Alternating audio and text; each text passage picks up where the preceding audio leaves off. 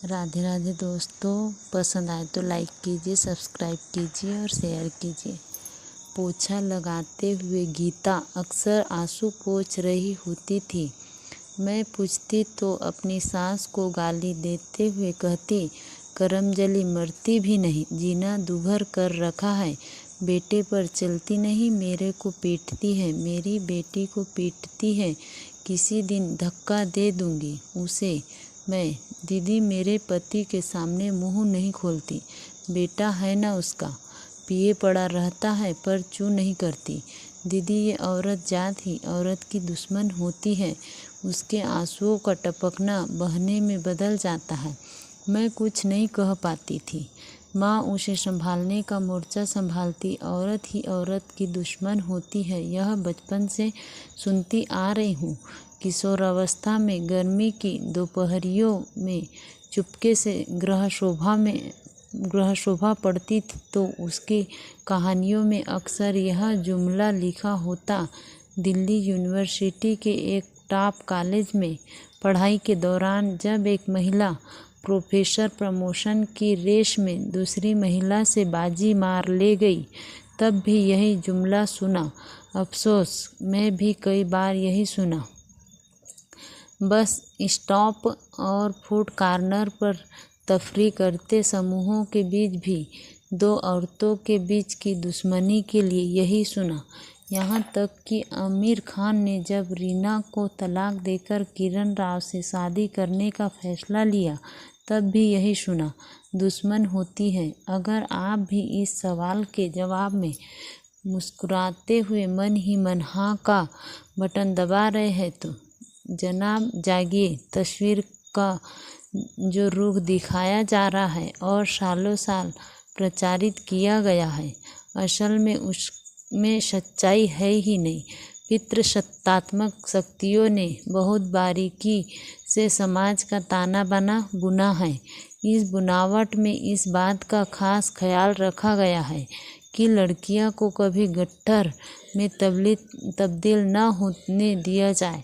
वे गट्ठर बन गई तो भारी हो जाएंगी, संभालना उनमें अपार शक्ति आ जाएगी, वह हक की मांग करने लगेगी। इसलिए उन्हें बिखरी सूखी लकड़ियां ही बनी रहने दो। ऐसी ही कोशिशों के तहत धार्मिक दायरे बनाए गए, क्योंकि भाईचारा समाज के राजनीतिक आकांक्षाओं के लिए हानिकारक है। दलित जातियों के खेमे बनाए गए ताकि कुछ मुट्ठी भर समूहों, कथित तौर पर ऊंची जातियों का वर्चस्व कायम रहे, और ऐसी ही कोशिश के तहत महिलाओं को एक दूसरे के खिलाफ प्रचारित और तमाम तरीकों से एस्टेब्लिश किया जाने लगा ताकि वे पुरुषों की उन ज्यादतियों पर ध्यान ही न दे सके जिनके खिलाफ उन्हें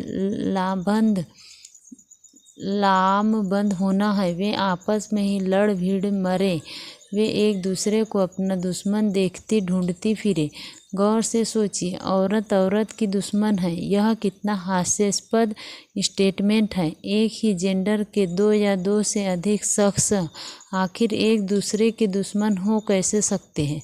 उनकी शारीरिक बनावट एक जैसी है, उनकी मानसिक और मनोवैज्ञानिक संरचना लगभग एक जैसी है।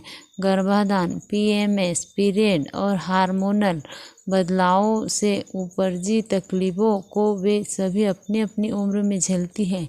उनके डर एक से हैं, कभी रेप का, कभी छेड़छाड़ का, कभी गंदी नज़रों का, कभी नौकरी जाने का, कभी जीवन साथी से परेशान का, कभी घर की मेड के एकाएक छोड़ जाने के, कभी आर्थिक मोर्चे पर लूट-पीट जाने का, कभी छल किए जाने का, यहाँ तक कि कभी ब्रेक स्टेप के दिख जाने का भी। साझे दुख, साझी तकलीफें और साझी सी भावनाएं पालने वाली महिलाएं एक दूसरे की दुश्मन कब से होने लगी?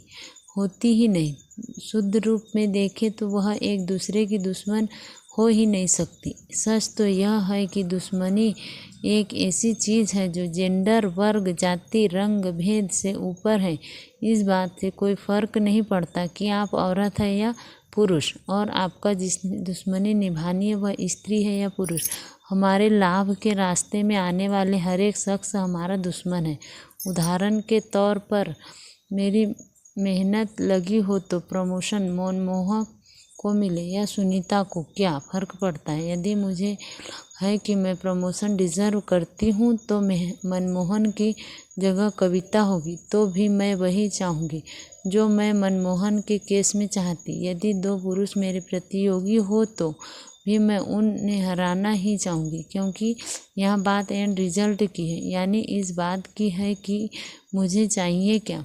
कुल मिलाकर हितों में टकराव की है। ऐसा ही घर परिवार में महिलाओं के आपसी झगड़ों में है।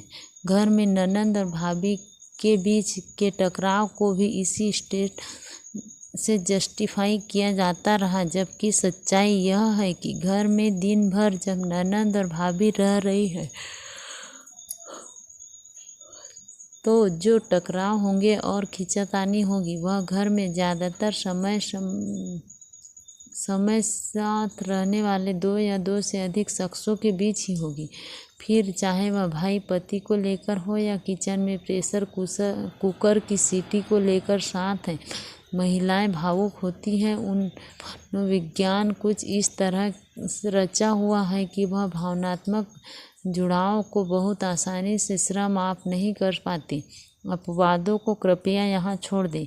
ऐसे में बेटे के पत्नी की ओर झुकाव को संभाल नहीं पाती। इस संभाल की जिम्मेदारी वैसे तो बेटों को लेनी चाहिए, लेकिन अमूमन पुरुष या तो ये जानते नहीं कि कैसे हैंडल करें या वे इस सब में पड़ना नहीं चाहते। आखिर समाज ने कभी किसी पुरुष को इस तरह के बैलेंस बनाने की कोशिश करने के लिए ट्रेन ही नहीं होने दिया।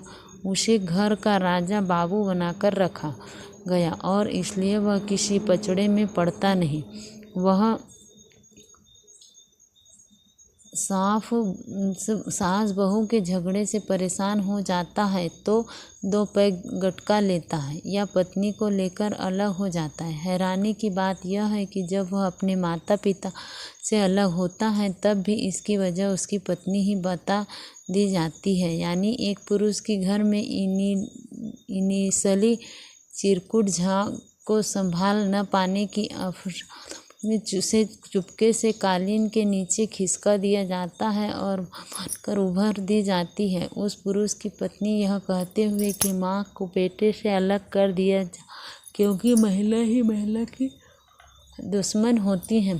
पिछले दिनों एक महाशय सोशल नेटवर्क साइट पर गरिया रहे थे कि भ्रूण हत्या में महिलाएं ज़्यादा जिम्मेदार है पुरुष के बनिश। उनका तर्क था कि महिलाएं कहती हैं उन्हें बेटा चाहिए, क्यों खुद ही जाकर हॉस्पिटल के बिस्तर पर लेट जाती हैं, बेटी नहीं चाहिए, गिरा दो।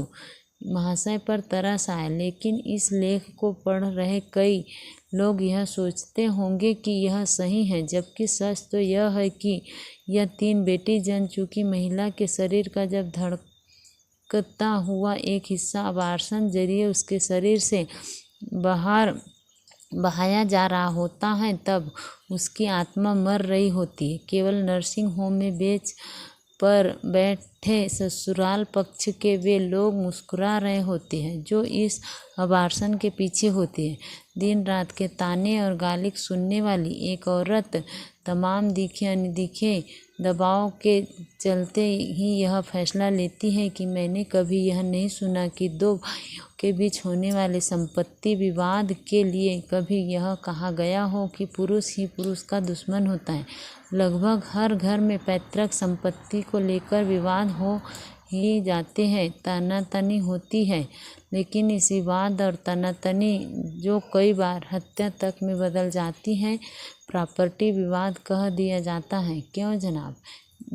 एक बड़ा सच यह है कि विवाद और झगड़ा किसी वस्तु भर संबंध या परिस्थितियों के चलते होता है, फिर वह चाहे 2 औरत के बीच या फिर 2 पुरुषों के बीच।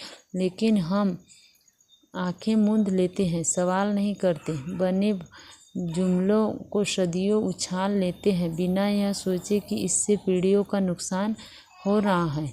एक दूसरे की खुशियाँ आँखों में आंसू भरकर बांटते और एक दूसरे के दुखों आंसू बहाती औरतों में मौन रूप से तो बहनापा ही होता है। दुश्मनी की बात तो महज कोहरा है, इसके पार जाकर देखें।